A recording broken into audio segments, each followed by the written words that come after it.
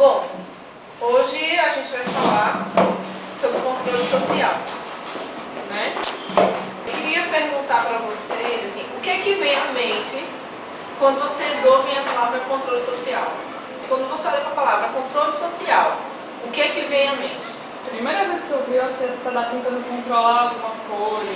A sociedade exatamente tentando não controlar. sabia ainda, né? Você também entendeu assim? Eu também. Uma sociedade sendo controlada. A sociedade sendo controlada. Para mim vem a sociedade no controle de algo. No controle. No controle. Rapaz, a primeira vez que eu ouvi controle social foi no Cobrem Feira. E eu entendi controle social como controle da sociedade, que é o controle da sociedade. Só que o controle social, ele pode ser tanto o controle da sociedade como o controle da sociedade.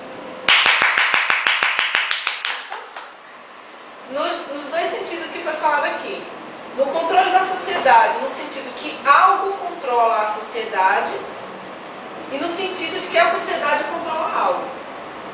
Então, assim, o controle social ele pode ser interpretado das duas maneiras. E, na verdade, ele já aconteceu das duas maneiras. Então, assim, a gente vai começar falando quando o algo controlou a sociedade. Quando foi que esse algo controlou a sociedade? Fazendo um breve resgate histórico, a gente vai lembrar aí da ditadura militar. Nessa época, se instalou um modelo de saúde médico que era hospitalocêntrico, privatista. Então, nessa época, na época da ditadura principalmente, tudo era focado no hospital. Era aquela medicina curativista em que medicina significava hospital.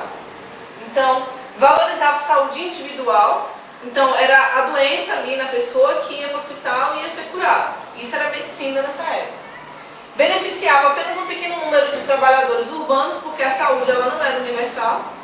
Então, não era um direito, só quem trabalhava, que tinha direito a alguma assistência. Apresentava um declínio progressivo das medidas voltadas à saúde pública. Então, não existiam medidas de saúde pública. Era sempre aquela coisa individual. Essa era a medicina dessa época.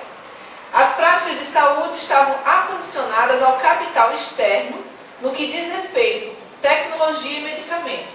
Então, tudo que é de fora é melhor. As máquinas de fora são melhores, os medicamentos de fora são os melhores, tudo que vier de fora é melhor. E destacavam-se as práticas curativas de caráter assistencialista. Então você vai lá com o problema, resolve esse problema e vai embora. O que está gerando aquele problema não era investigado, era a medicina curativista. E aí acontece, por meados da década de 80, uma mudança de postura. E essa mudança de postura vem com a abertura política, que se deu por causa dos movimentos sociais organizados que questionaram o modelo político da época, que acumulou uma imensa dívida social. Então, assim, pelo fato dessa medicina não estar voltada para a sociedade, não estar procurando rever, não estar procurando buscar o que é que estava causando aqueles danos à sociedade, isso gerou o quê? Uma dívida social. E aí, esses movimentos culminaram com a queda da ditadura, porque a sociedade realmente se organizou para derrubar esse modelo. E a partir daí começaram a haver mudanças quanto à prática do controle social. Que mudança foi essa? Até então, até esse momento, o controle era exercido pelo Estado sobre a população, que foi a primeira interpretação que a gente viu. E esse modelo de agora, ele vem sendo substituído gradativamente, que é o de agora, pelo controle da população sobre as políticas públicas postas em prática pelo Estado. Então, deu para perceber que os dois significados que a gente deu naquela hora estão corretos. Tanto de que controle social é o controle do Estado sobre a população, como da população sobre o Estado. Nessa época da ditadura, a gente vê aqui o controle do Estado sobre a população. Nos dias de hoje, né, desde essa época daí, a gente vem vendo um controle gradativo da população sobre as políticas postas pelo Estado. E como é que essa mudança aconteceu, né? O setor de saúde, ele foi um dos primeiros a defender a prática da participação popular em sua gestão. Mas por que isso aconteceu no setor de saúde? Porque durante os últimos anos da ditadura teve uma grande repercussão o movimento da reforma sanitária brasileira. E isso aconteceu no setor da saúde. Então o setor da saúde despontou como querendo a participação popular nessa gestão. Mas o que foi esse movimento de reforma sanitária brasileira? Bem simplificado. Foi um movimento composto por universitários como nós, por profissionais da saúde e por setores organizados da sociedade. Com que objetivo? Defender a instituição de um modelo de saúde pautado na democracia e na universalidade da assistência. Então, esse modelo ele surgiu mesmo quebrando os paradigmas, né, daquela época.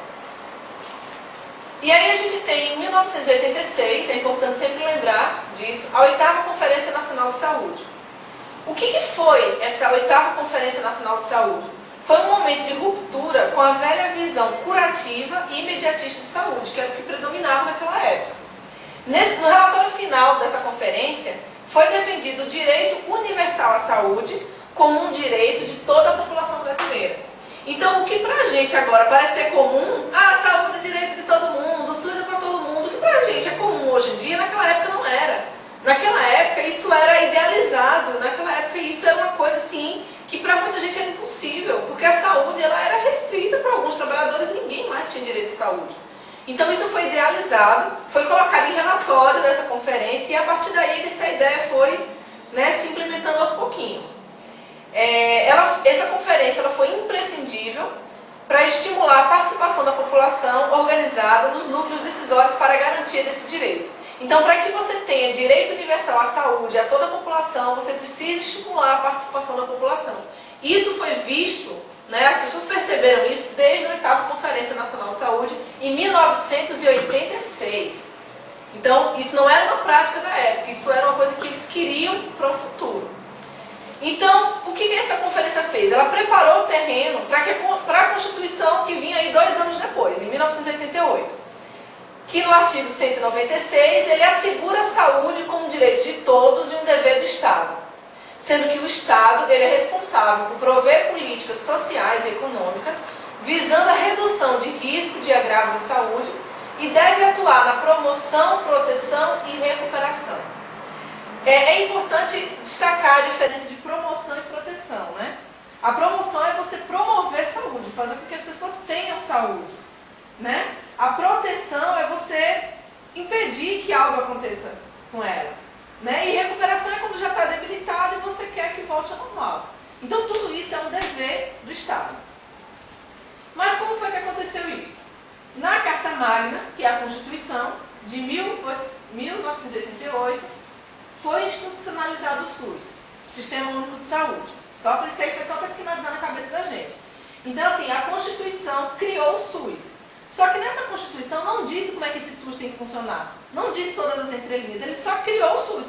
Criou o SUS. E aí o que acontece? O SUS ele foi regulamentado no ano de 1990 através da Lei 8.080, que a gente chama de 8080, né, para simplificar. Então, só 2 anos depois que o SUS foi criado na Constituição é que ele foi regulamentado. E nessa regulamentação, eles ampliam o conceito de saúde. Até então, saúde era ausência de doença. Então, se você não tem saúde, você está doente. Se você está doente, você vai para o hospital e você vai se curar. Pronto. Se você se curou daquela doença, você está com saúde. Aquela coisa, como é que você está? Estou bem. Né? As pessoas às vezes ligam para você, você está cheio de problema, né? Tava chorando porque você brigou com seu namorado, mas aí, não, como é que você está? Não estou bem. Porque parece que está bem e você não está doente. E aí quando você está doente, você fala, não estou muito bem não. Então, na verdade, está implícito na gente o conceito de saúde ser ausência de doença. Né? E poucas pessoas, quando estão com problemas, é que dizem, não estou muito bem não.